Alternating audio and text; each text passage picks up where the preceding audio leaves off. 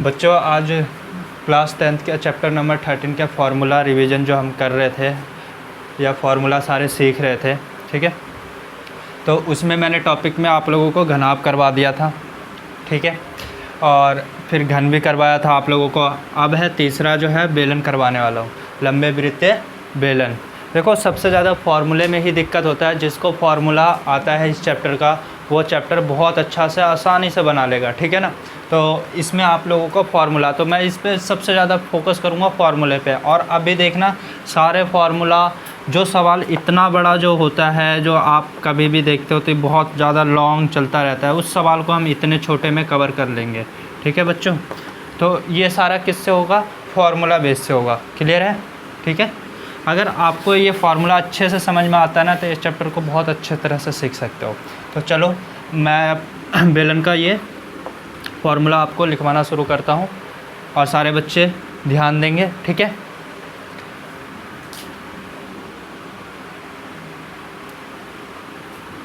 तो टॉपिक है हमारा बेलन।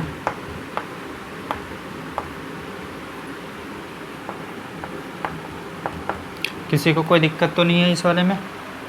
तो इसको मैं रब कर दूँ यहाँ पे।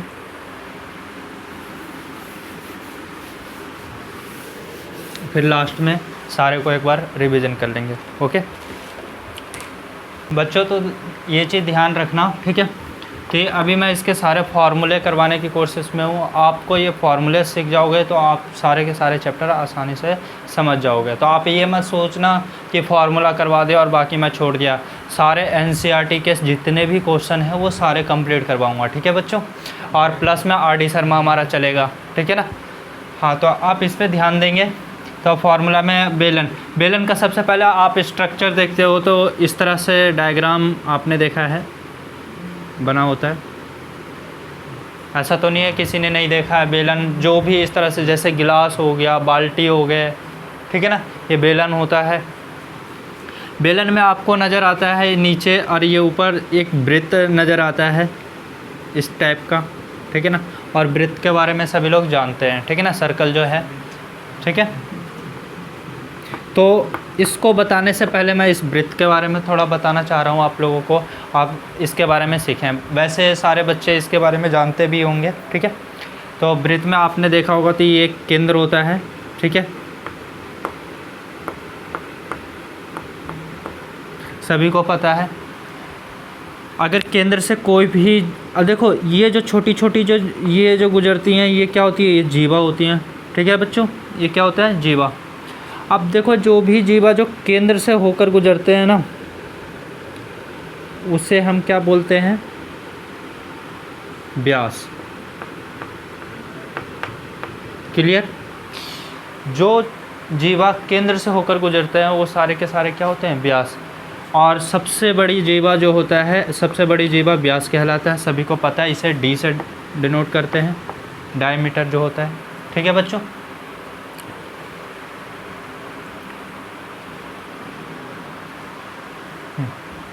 अब देखो, अब इसी से हमारा रेडियस निकल के आता है, सभी लोग जानते हैं रेडियस, त्रिज्या जिसे हम बोलते हैं।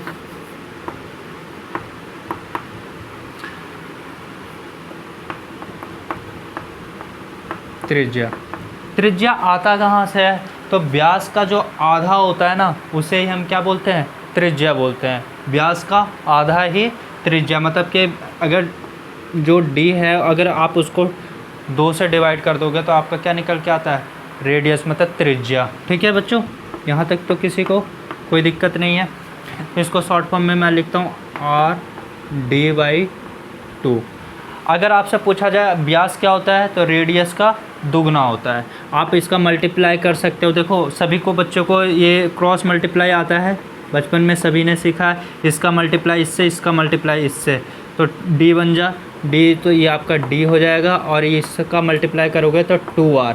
यहाँ तक किसी को कोई दिक्कत? तो अगर आपसे कोई भी डी पूछता है, मतलब व्यास पूछता है, वृत्त का व्यास क्या होता है, तो रेडियस का व्यास अगर आपसे कोई पूछता है तो त्रिज्या का दुगना होता है, ठीक है। इस वाले टॉपिक में किसी को कोई दिक्कत तो नहीं है, ठीक है बच्चों। अब इसके बाद मैं आप लोगों को ये बताना चाह रहा हूँ कि इसका क्षेत्रफल, ठीक है। तो इसका क्षेत्रफल सभी लोग जानते हैं, क्षेत्रफल। तो वृत्त का क्षेत्रफल वृत्त का क्षेत्रफल क्या होता है? पाई आर स्क्वायर। क्या होता है?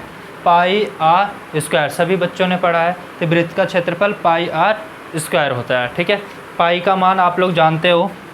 तो पाई का मान जो होता है 22/7 होता है और 3.14 होता है। सभी को क्लियर है इस वाले पाई का मान? किसी को कोई दिक्कत तो नहीं है? आगे भी है, ये एक अपरिमेय संख्या आप लोग सभी लोग जानते हैं, आप सभी लोग जानते हैं इसको। ठीक है, तो आपके बुक में या तो ये दिया रहता है या तो ये दिया रहता है।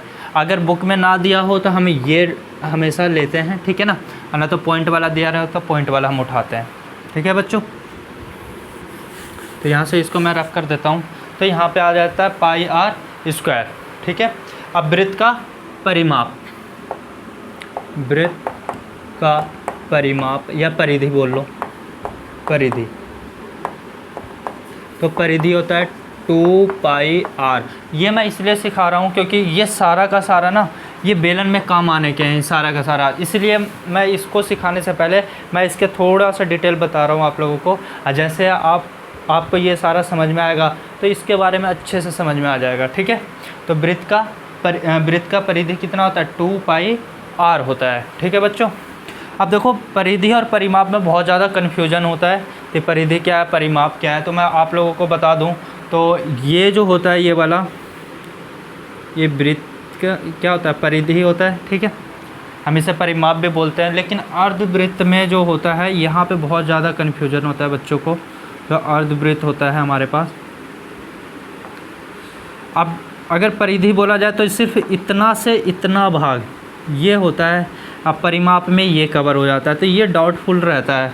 तो मैं आप लोगों को बता दूं तो ये पूरा, जब आप इसको अर्धवृत्त में देखते हो तो परिमाप तो ये पूरा होता है, यहाँ से ये और ये। ठीक है बच्चों, अभी मैं अर्धवृत्त के बारे में बात करूँगा तो ये भी आपको समझाता हुआ चलूँगा। ठीक है ना, तो वृत्त का परिधि क्या होता है? 2 पाई आर। क्लियर है?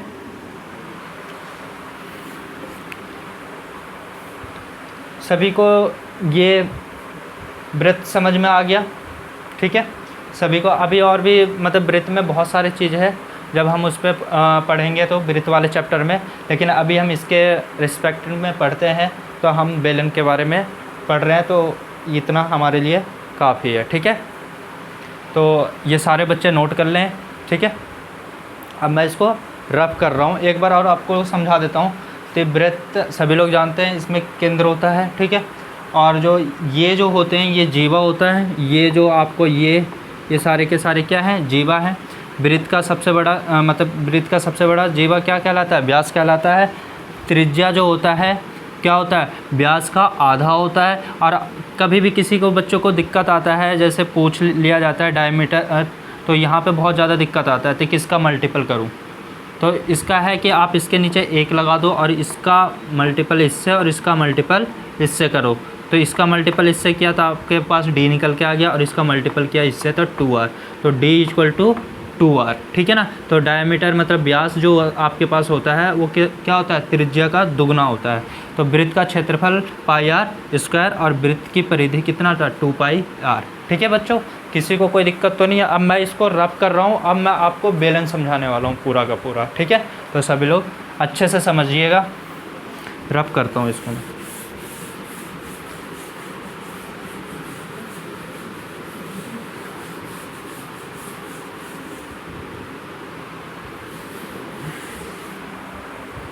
तो बेलन के ऊपर हम बात कर रहे हैं बच्चों। तो ये आज ये टॉपिक पूरा कंप्लीट कर लेंगे। कभी भी आप लोगों को इस फॉर्मूले में बिल्कुल भी दिक्कत नहीं होगा। ठीक है ना, तो सभी लोग ये जानते हैं कि ये हाइट होता है। क्लियर है?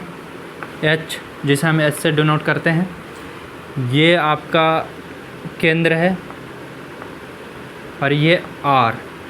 अभी आप लोगों को बताया था कि जो ये केंद्र है इससे होकर सबसे बड़ी जीवा जो कहलाती है व्यास कहलाता है। सभी को पता है बच्चों? ठीक है, और इसी का आधा कितना हो जाता है आपके पास? तो d = 2r। ठीक है ना। अभी यही आप लोगों को समझाया था। और त्रिज्या निकालना है तो त्रिज्या हम इसका आधा कर देते हैं, तो ये आपके पास r आ जाता है। तो r = d/2, मतलब कि ब्याज जो भी है उसका क्या कर देना, हाफ कर देना, वो हमारा क्या हो जाता है, d/2 हो जाता है। ठीक है बच्चों, तो ये मैंने यहाँ पे r डिनोट कर दिया।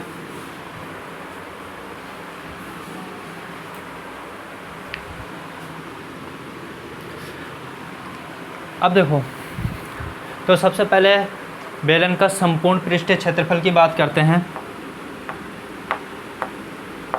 बेलन संपूर्ण पृष्ठीय क्षेत्रफल सभी बच्चों को पता है इसका। देखो, बेलन का संपूर्ण पृष्ठीय क्षेत्रफल, लेकिन संपूर्ण पृष्ठीय क्षेत्रफल निकालने से पहले मैं आपको एक मतलब वक्र पृष्ठीय क्षेत्रफल बताना चाहता हूँ। ठीक है ना। तो बेलन का वक्र पृष्ठीय क्षेत्रफल और बेलन का वक्र पृष्ठीय क्षेत्रफल। देखो, वक्र पृष्ठीय क्षेत्रफल मैंने घन और घनाभ में भी बताया था। घनाभ, देखो इसमें भी आप लोगों को बताया था कि जो चार दीवारों का जो क्षेत्रफल जो होता है ना, वही वक्र पृष्ठीय क्षेत्रफल होता है, वक्र पृष्ठीय क्षेत्रफल होता है। तो इसका मतलब है कि इसमें नीचे मतलब कि एक तो टॉप और एक बॉटम, जो मतलब कि एक जो छत हो गया और नीचे ये हो गया फर्श, मतलब कि इसको छोड़ करके जो ये वाला जो है ना, ये सिर्फ इतना और ये मतलब राउंड में इस तरह से आप देखते हो, तो ये हमारा क्या कहलाता है, बेलन का वक्र पृष्ठीय क्षेत्रफल। मैं आपको एक एग्जांपल दिखाना चाह रहा हूँ।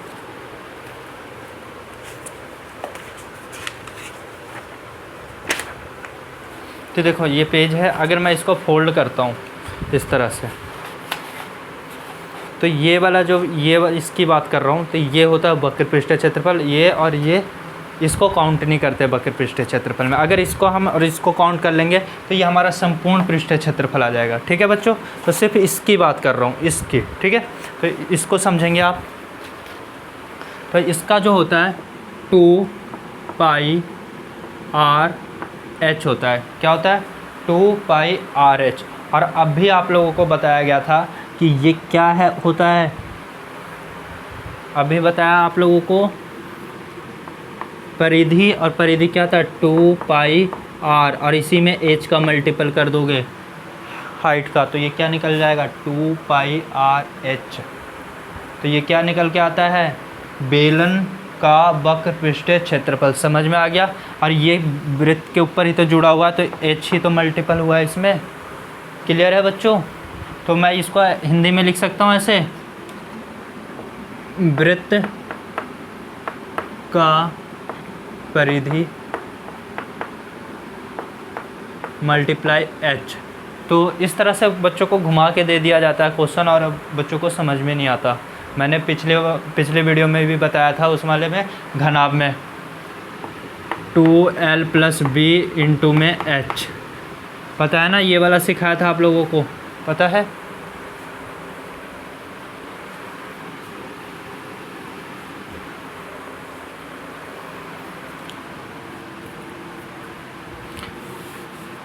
अब मैं इसके संपूर्ण पृष्ठीय क्षेत्रफल की बात करता हूँ। तो संपूर्ण पृष्ठीय क्षेत्रफल होता है, अब देखो संपूर्ण पृष्ठीय क्षेत्रफल में मैंने आपको बताया था, तो ये वाला जो है, इसमें अगर ये वाला वृत्त और ये वाला वृत्त अगर दोनों जुड़ जाए तो क्या हो जाएगा, संपूर्ण पृष्ठीय क्षेत्रफल। तो इसका मतलब है कि वक्र में ही जोड़ रहा है, तो वक्र पृष्ठीय क्षेत्रफल नीचे लिखवाया हूँ आपको।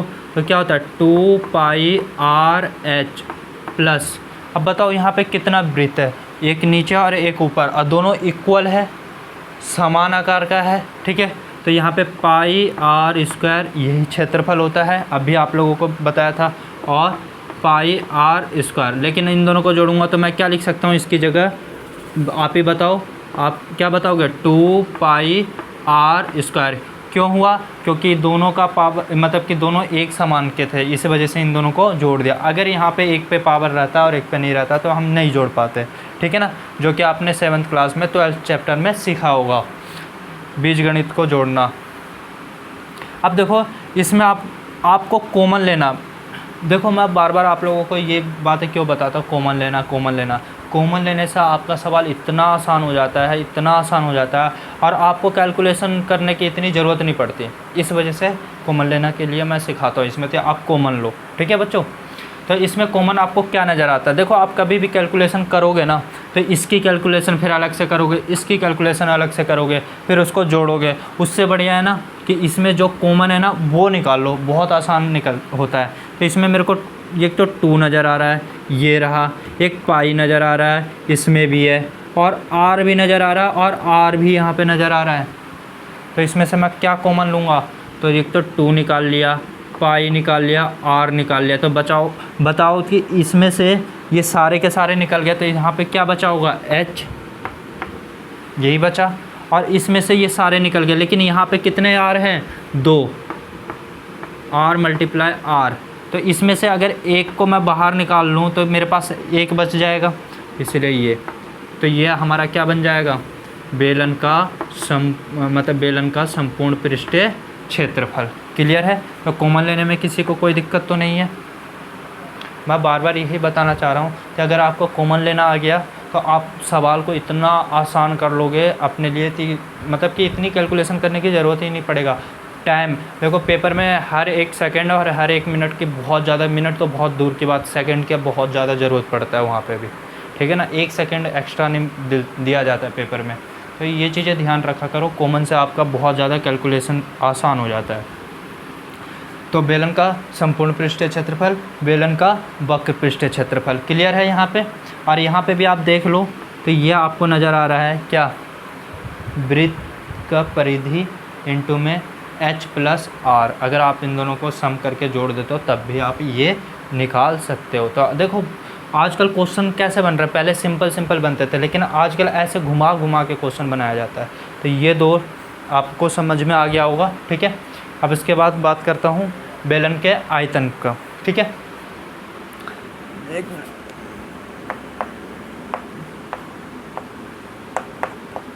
बेलन का आयतन,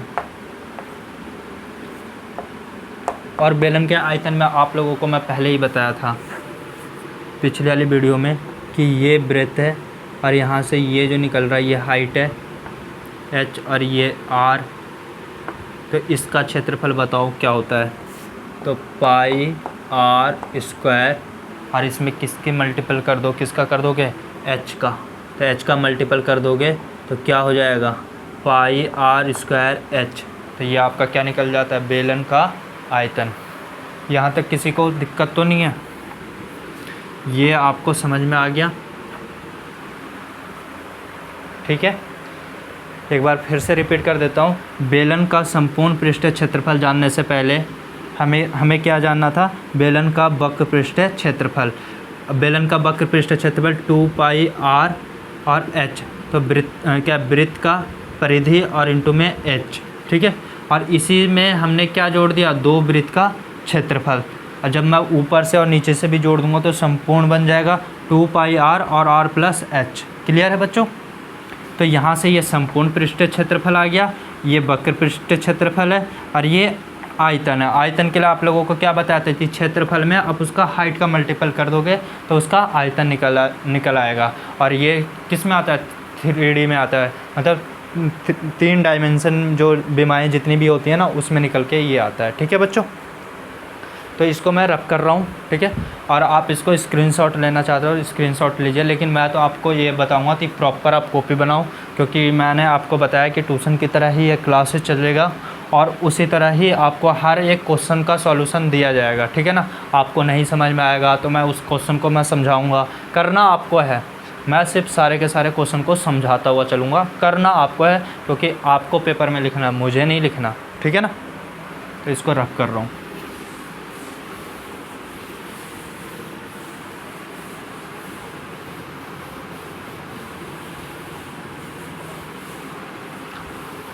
अब बात करते हैं खोखले बेलन। खोखले बेलन की बात करते हैं।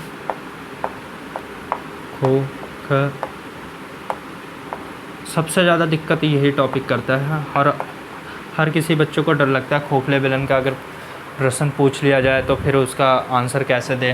तो अब से आपको कोई दिक्कत नहीं होगा, आप बस अच्छे से समझो।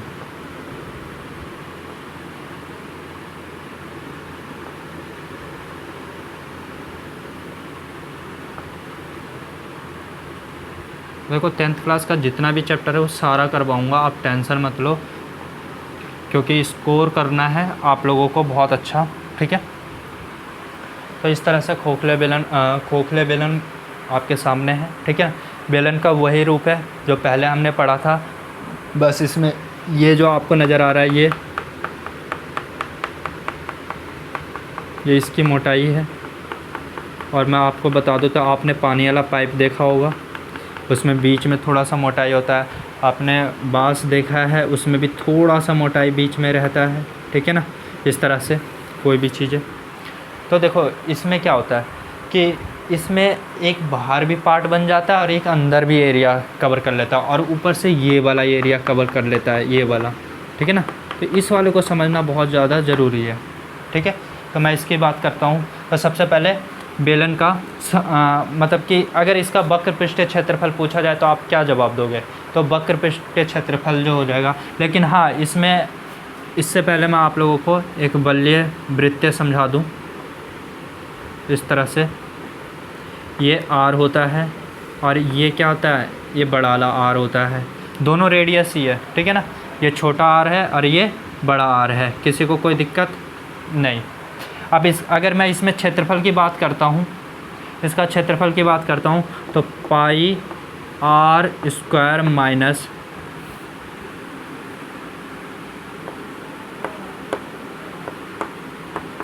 पाई आर स्क्वायर। अब इसमें आपको कॉमन क्या नज़र आ रहा है? कॉमन लेना सीखो। कॉमन नज़र आ रहा है मेरे को क्या? पाई। अगर पाई जैसे ही कॉमन ले लिया तो इसके बाद आर स्क्वायर और आर स्क्वायर, ठीक है। और अब देखो आप लोगों को एक अलजेब्रा में आप लोगों को ये चीज़ें आपने समझा होगा कि आर, इसको मैं ए स्क्वायर और बी स्क्वायर इस तरह से समझाऊँ तो आपने सीखा है ए प्लस बी और ए माइनस बी। तो मैं यहाँ पे लिख सकता हूँ आर, ठीक है, आर प्लस का आर और आर माइनस का आर, ठीक है। तो यहाँ से आप मतलब कि बल्ले वृत्तीय जो इसका क्षेत्रफल जो आप निकाल रहे हो, तो ये तो आएगा नहीं, ये वाला पार्ट, यही वाला पार्ट आएगा। तो ये वाला पार्ट निकल के आ गया आपके सामने पाई आर प्लस आर इंटू में आर माइनस आर। और ये आप अलजेब्रा से सीखते हो, ये सीखा है आपने अलजेब्रा में, ठीक है। सभी ने ये चीज़ें सीखी है, कोई दिक्कत तो नहीं है। यहाँ से ये बनता है और इसी को मैंने बस तोड़ करके यहाँ पे लिख दिया है, जो कि आपको समझ में आ रहा होगा, ठीक है बच्चों। तो इसको मैं रख कर सकता हूँ, क्लियर है। इसमें कॉमन आपको क्या नज़र आ, अच्छा ये कॉमन क्यों नहीं लिया? क्योंकि ये बड़ा आर था और ये छोटा आर था, और हमें कॉमन लेने के लिए दोनों में सेम होना चाहिए, वरना हम कॉमन नहीं ले सकते। सभी को समझ में आ रहा है? अच्छा,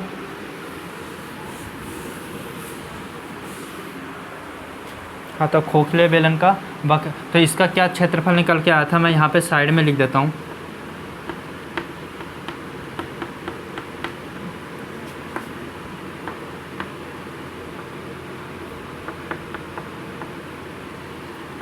पाई कॉमन ले लिया, आर स्क्वायर आर। देखो यहाँ तक भी आप ले सकते हो, जिसको स्क्वायर याद नहीं हो, जैसे 34 का स्क्वायर पूछ ले, 38 का पूछ ले, ये त्रिज्या दे दे तो स्क्वायर वो मल्टीप्लाई करेगा, लेकिन एक बार जोड़ देगा और एक बार घटा देगा, तो क्या हो जाएगा उसके लिए बहुत आसान हो जाएगा, आर प्लस आर और आर माइनस आर। एक बार जोड़ देगा, एक बार घटा देगा, जिसको बड़े बड़े स्क्वायर याद नहीं है। अब जैसे मान लो 87 आ जाए, आप क्या करोगे? तो आप इसका स्क्वायर लोगे, याद नहीं है, तो आप क्या करोगे? एक बार जोड़ोगे और छोटा वाला दे दे 45, तो एक बार जोड़ोगे, एक बार घटाओगे, एक बार जोड़ दो, एक बार घटा दो और इससे मल्टीपल कर दो, ठीक है ना। तो इस तरह से तो आप यहाँ पे समझो। तो मैं खोखले बेलन का वक्र पृष्ठीय क्षेत्रफल की बात करता हूँ।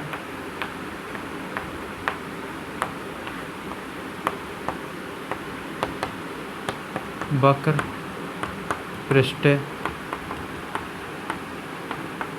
क्षेत्रफल, वक्र पृष्ठ क्षेत्रफल आप लोगों को बता दूं तो एक बाहर वाला एरिया जो मैंने आप लोगों को बताया था, ये देखो इस तरह से बात करते हैं। देखो बच्चों, तो ये वाला एरिया और एक इसके अंदर भी ये वाला एरिया, ठीक है, क्षेत्रफल। तो यहाँ पे आ जाएगा आपके सामने पाई आर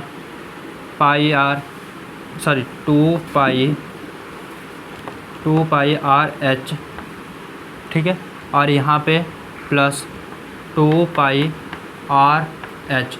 जो कॉमन आता है आप कॉमन ले लो। 2 पाई कॉमन आ रहा है और एच भी कॉमन आ रहा है, क्योंकि एच तो यहाँ से यहाँ तक इक्वल है हर किसी का, तो एच कॉमन ले लिया। तो मेरे पास 2 पाई एच कॉमन आ गया, तो आर प्लस का आर, ठीक है ना। तो ये आ गया खोखले बेलन का वक्र पृष्ठीय क्षेत्रफल, ठीक है। आप खोखले बेलन का, अगर मैं संपूर्ण पृष्ठीय क्षेत्रफल की बात करता हूँ, सबसे बड़ा दिक्कत यही होता है कि संपूर्ण पृष्ठीय क्षेत्रफल याद नहीं होता, और याद करना भी नहीं है बच्चों, इसको अच्छे से बस समझना है। अगर आप इसको अच्छे से समझ जाओगे तो आपको पूरा का पूरा क्लियर हो जाएगा। तो खोखले बेलन का संपूर्ण पृष्ठीय क्षेत्रफल। अब इसकी बात करते हैं। तो अब मेरे को ये बताओ कि वक्र पृष्ठीय क्षेत्रफल हमने इसका निकाल लिया था, ये रहा मेरे सामने वक्र पृष्ठीय क्षेत्रफल। जब वक्र पृष्ठीय क्षेत्रफल है तो इसमें मैं दो वृत्त का क्या जोड़ सकता हूँ, ये तो ये है बल्य क्षेत्रफल, और ये रहा, यही है ना, उसमें भी जोड़ा था हमने, और इसमें भी हम इसको जोड़ेंगे, लेकिन एक नहीं, कितने हैं, 2, क्योंकि ऊपर भी है नीचे भी है। ये वाला बीच का हिस्सा तो पूरा का पूरा क्या है, खाली ही है, तो इसको थोड़ी काउंट करेंगे। तो इसका तो हमने ये पहले ही सीख लिया था कि ये आता कहाँ से। तो इसमें मैं कितने जोड़ूंगा, 2 जोड़ूंगा। अगर मैं इसी का 2 का मल्टीप्लाई कर दूं तो ये 2 का 2 पूरा का पूरा आ जाएगा, नहीं आ जाएगा। तो मैं यहाँ पे लिख करके कितना आ जाएगा, पहले वक्र पृष्ठीय क्षेत्रफल लिख लूँ, 2 पाई एच और आर प्लस आर, और इसमें प्लस क्या कर दूँ, 2 पाई आर प्लस आर और आर माइनस आर। क्लियर है। और जिस तरह से था इसमें मैं कॉमन ले सकता हूँ। और कॉमन बताओ क्या लूँगा, तो मेरे को कॉमन ये भी नज़र आ रहा है और कॉमन ये भी नज़र आ रहा है। तो अब मैं कॉमन क्या ले सकता हूँ, तो देखो 2 पाई एच कॉमन ले लो और ये भी निकाल लो, आर प्लस आर, ठीक है। तो आपके यहाँ पे ब्रैकेट में क्या बच जाता है, तो यहाँ पे आपने ये कॉमन निकाल लिया, तो आपके पास क्या बच जाएगा, 1 बचेगा, ठीक है बच्चों। अब 1 बचेगा और यहाँ पे क्या बचेगा, यहाँ पे एच कॉमन आएगा, नहीं आएगा। क्यों नहीं आएगा, क्योंकि एच यहाँ पे नहीं है। तो इसको मैं छोड़ दूँ एच को, और एच कहाँ आ जाएगा, इसके अंदर। अब बताओ, तो यहाँ पे आ जाएगा आर माइनस आर। क्लियर है यहाँ तक। तो ये आता है 2 पाई आर प्लस आर, मतलब बड़ा आर प्लस छोटा आर, और एच मल्टीपल में और प्लस बड़ा आर माइनस छोटा आर, ठीक है। तो ये निकलता है खोखले बेलन का संपूर्ण पृष्ठीय क्षेत्रफल। आप यहाँ पे भी कर सकते हो ये वाला, ठीक है ना, कोई दिक्कत नहीं है। अब आयतन की बात करते हैं, ठीक है। देखो सभी बच्चों को ये समझ में आ गया था, ये मतलब कि एक बाहर वाला जोड़ा था और एक अंदर वाला जोड़ा था, और इसमें कॉमन ले लिया था, वो निकाल लिया। अब इसको मैंने लिख लिया यहाँ पे, ठीक है बच्चों। और इसमें कितने जोड़ दिए मैंने, 2 बल्य वृत्तीय जोड़ दिया, उसका क्षेत्रफल जोड़ा, तो वही तो कॉमन लिया है बस। और कॉमन लेना कितना आसान है, जैसे ही कॉमन लोगे तो आपका सवाल, देखो यहाँ से यहाँ तक कैलकुलेशन करने से अच्छा है ना, यहाँ से यहाँ तक कैलकुलेशन करो, तो छोटा हो जाएगा ना आप लोगों के लिए, कि नहीं होगा, होगा। और यही चीज़ें होता थी पेपर में। आप कितना 9th क्लास में जो चैप्टर है 13 चैप्टर है, उसमें भी एक बेलन का संपूर्ण पृष्ठीय क्षेत्रफल ज्ञात करने के लिए बोला था, लेकिन बहुत ज़्यादा मतलब कि इतना मतलब कि वो निकल ही नहीं पाता था बच्चों से कि वो निकालें कैसे। आप डायरेक्ट लगा करके निकाल सकते हो। और नहीं फॉर्मूला समझ में आ रहा, आप ये बनाओ, आप ये बनाओ, आप ये बनाओ, देखो ये सारा रिवीजन होता रहेगा और आप पूरा का पूरा क्लियर भी कर लोगे, ठीक है बच्चों। तो ये मैं रफ कर दूँ, ये इतना सभी को समझ में आ गया और सभी नोट बनाते हुए चलेंगे। क्लियर है, कोई दिक्कत तो नहीं है?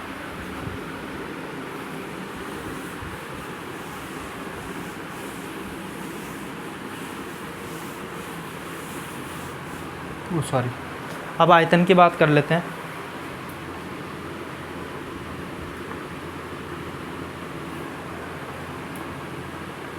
खोखले बेलन का आयतन, खोखले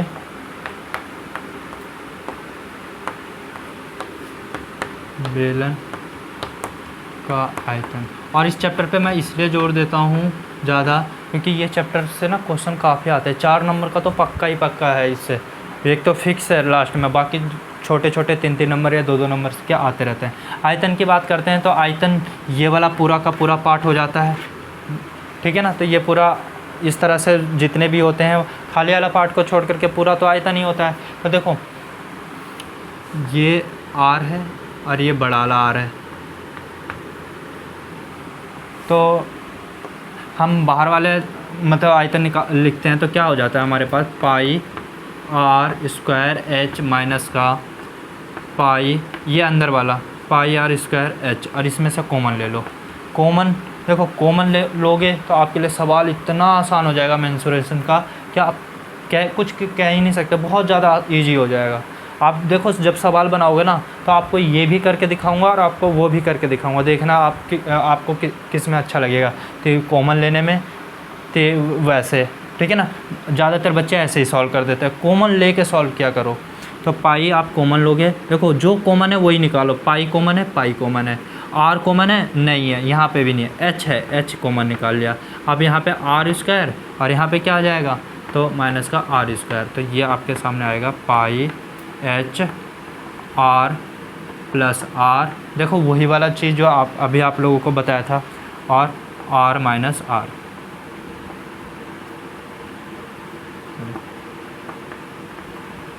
क्लियर है बच्चों? अगर मैं इसको h को, अगर इसको आप ध्यान दो एक बार, इसको मैं एक बार और समझाना चाहता हूँ ऐसे, पाई अगर मैं h को यहाँ ना लेकर के r square minus r square ले लूँ तो देखो इसमें भी तो h मल्टीपल ही हो रहा है, पता है ना, अभी ये सिखाया था बलिया वाले में। और इसी का तो क्षेत्रफल है ये पाई आर स्क्वायर, यही तो अभी आप लोगों को समझाया था, पता है ना। तो इसी में h का मल्टीपल देखो सेम चल रहा है कि नहीं चल रहा, कोई दिक्कत तो नहीं है ना समझने में। तो आप इसमें भी h का मल्टीपल करोगे तब भी आपका ही आएगा। तो कहीं ना घुमा फिरा के ऐसे इसी तरह से बनता रहता है, ठीक है बच्चों। तो ये खोखले बेलन का आयतन हो गया, तो ये क्लियर है।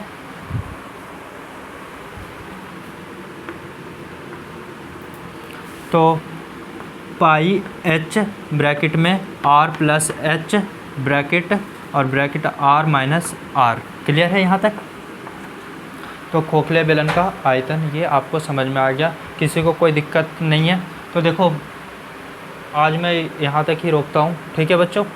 और आप इसको अच्छे से समझो, सारे के सारे फार्मूले रिवीजन देखो, क्योंकि इस चैप्टर से ना बहुत ज़्यादा मतलब क्वेश्चन आते हैं, और इतना कि आप मतलब कि 8-9 नंबर का, 9 नंबर का आप मान के चलो, 9 से 10 नंबर का, क्योंकि 4 नंबर का तो वैसे ही बड़े बड़े आते हैं, 1 या 2 क्वेश्चन उठा देंगे, 3 नंबर के उठा देंगे, फिर 2 नंबर के उठा देंगे, फिर तो अगर 2 क्वेश्चन भी उठा दिए, 4 ये रहा और एक ये क्वेश्चन उठा दिए, तो 12 नंबर का।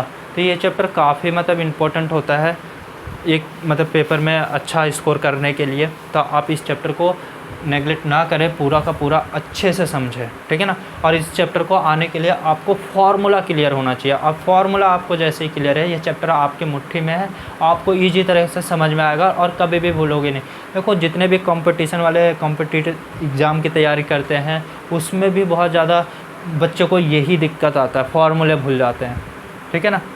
और ये आप एक बार बनाना सीख जाओगे ना तो आपको कोई दिक्कत नहीं आएगा। और कल मैं अलजेब्रा का फार्मूला जो बीजगणित का है ना 9th क्लास में, जो 10 फार्मूले 11 फार्मूले हैं, वो बच्चों को बहुत दिक्कत होता है, देखना कल मैं पूरे के पूरे आपको समझाऊंगा, ठीक है ना। तो कल वो भी टॉपिक आपको मतलब 5-10 मिनट में आपको पूरे फार्मूले समझा दूंगा, आपको रटने की ज़रूरत नहीं पड़ेगा। ठीक है बच्चों, तो आज मैं इसको यहीं पे क्लोज करता हूँ। और आपको अच्छा लगा होगा तो आप बहुत बढ़िया, मतलब कि आप इससे बहुत अच्छे पढ़ो, कंटिन्यू चलता रहेगा। एक तरह से NCERT ट्यूशन की तरह आपकी ये क्लास चलेगी, और न तो स्कूल की तरह जैसा आपको स्कूल में पढ़ाया जा रहा है उस तरह से ये क्लासेस लेता रहूँगा मैं कंटिन्यू। ठीक है बच्चों, तो आज यहाँ तक मैं रोकता हूँ। ठीक है, बाकी कल आपका अगला जो टॉपिक आएगा वो शंकु के ऊपर आ जाएगा। ठीक है, शंकु और गोला दोनों ख़त्म कर दूँगा। ठीक है, गोले में भी किस टाइप से क्वेश्चन पूछे जाएंगे, वो सारे फार्मूले क्लियर करने के बाद फिर मैं स्टार्टिंग से एक क्वेश्चन उठाऊंगा, इजी से इजी, फिर उसके बाद हार्ड से हार्ड चलेंगे। और आप RD शर्मा का कोई सा भी क्वेश्चन उठा करके कर लेना, फिर आप बताना कि भैया ये क्वेश्चन बन नहीं रहा या बन रहा है। आप कोई सा भी क्वेश्चन कर सकते हो। ठीक है, तो यहाँ पे मैं रख करूँ इसको।